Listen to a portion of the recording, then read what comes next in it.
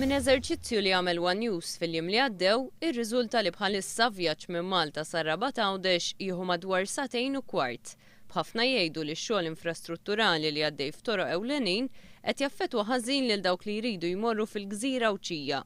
F'konferenza tal-aħbarijiet dwar ir-raba' sena ta' ħidma, mistoqsija dwar ir-responsabbiltà nuqqas ta' pjanar għax-xogħlijiet li qed isiru fil-qalba ta' Għawdex, il-Ministru Giovanna De Bono wieġbet hekk. Toroq f'Għawdex nistgħu ngħidu illi huma fir-responsabbiltà fil-maġġor parti tagħhom tal-Ministeru għal Għawdex. Fi kliema għandna nkunu grati li l-Gvern qed jagħmel dawn it-toroq. Għandna nkunu grati illi kien propju dan il-Gvern illi ħa interess biex jibni dawn it-toroq. Mistoqsija minn One News dwar kemm kien hemm investiment barrani f'Għawdex hija wieġbet hekk. Kumpaniji barranin illi jridu jiġu joperaw ġewwa Għawdex aħna tajnihom red carpet treatment għaliex għamilna positive discrimination ma' dawk il-kumpaniji illi kienu jixtiequ li jinvestu ġewwa Għawdex ma tista' tisforza lil ħadd. Il-Ministru ma kienx taf tgħid kemm kien hemm minn dan l-investiment fl-aħħar sena f'Għawdex.